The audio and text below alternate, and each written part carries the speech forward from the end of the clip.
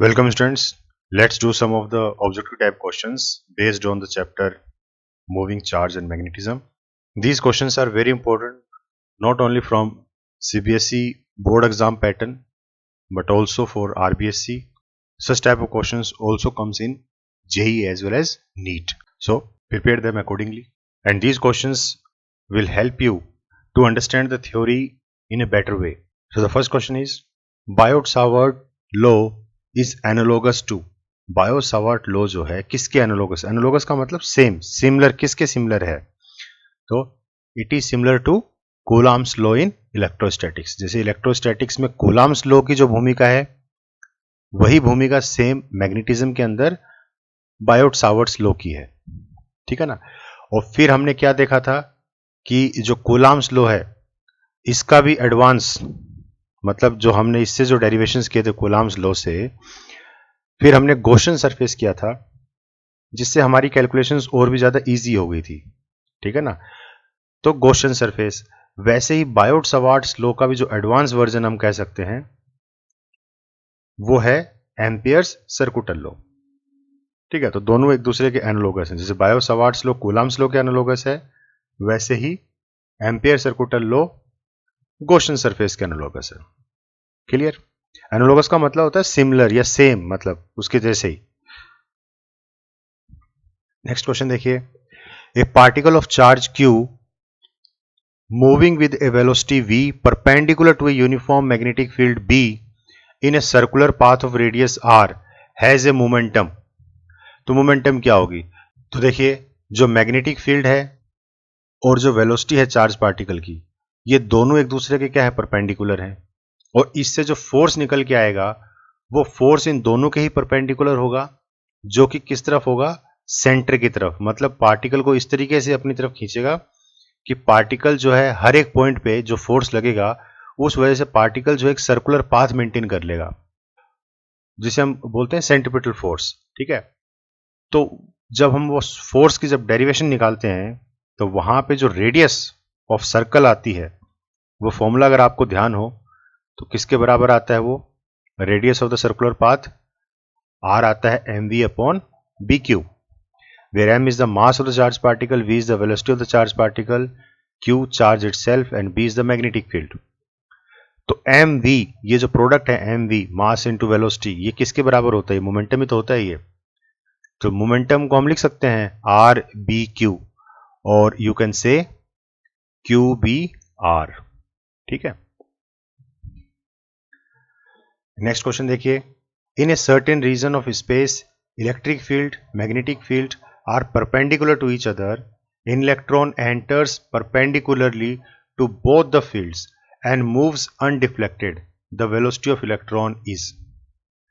Velocity of electron क्या होगी?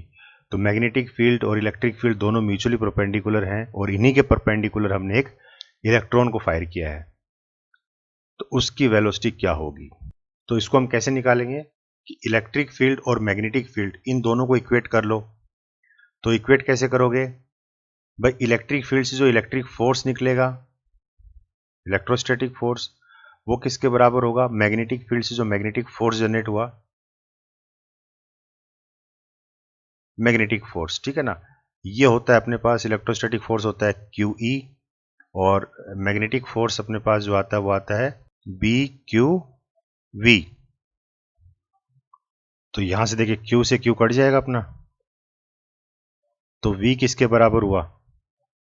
E upon B. ठीक है ना. तो आंसर क्या आ जाएगा? V इक्वल्स V किसके बराबर? E अपॉन B, मतलब B is the correct option. ठीक है.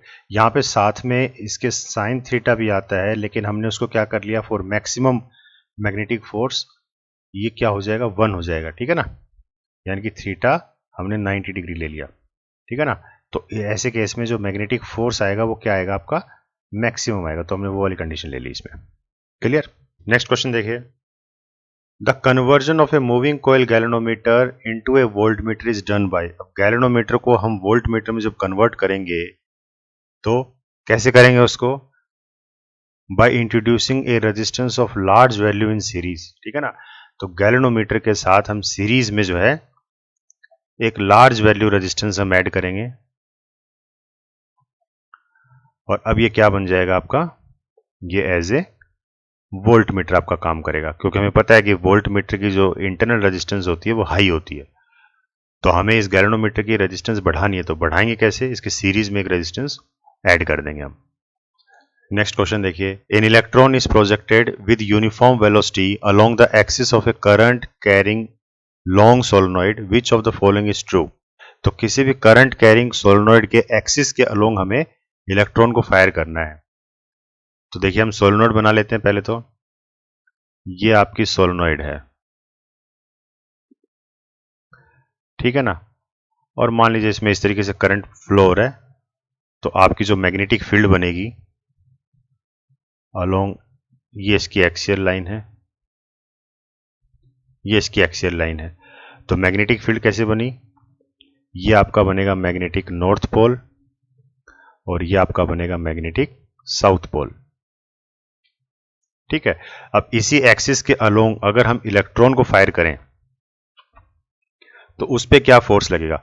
तो इलेक्ट्रॉन को अगर हम, या तो आप इस तरीके से भेज दो मैग्नेटिक नॉर्थ, तो फॉर्मूला क्या लगता है मैग्नेटिक फोर्स का, वो लगेगा अपना Q V B sine theta, ठीक है ना।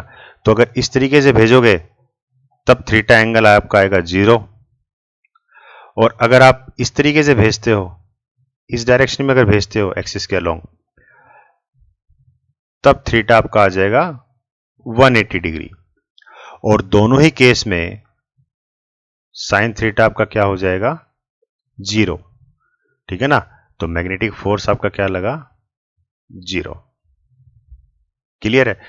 तो the electron will continue to move with uniform velocity along the axis of the solenoid. तो इसका मतलब मैग्नेटिक फोर्स तो उस पर कुछ लगा नहीं, तो जिस वेलोसिटी से इलेक्ट्रॉन मूव कर रहा है वो उसी यूनिफॉर्म वेलोसिटी के साथ मूव करता रहेगा कंटिन्यूसली, ठीक है।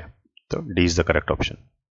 ये देखिए, a charged particle is moving on circular path with velocity v in a uniform magnetic field B if the velocity of the charged particle is doubled and strength of the magnetic field is half, then radius becomes।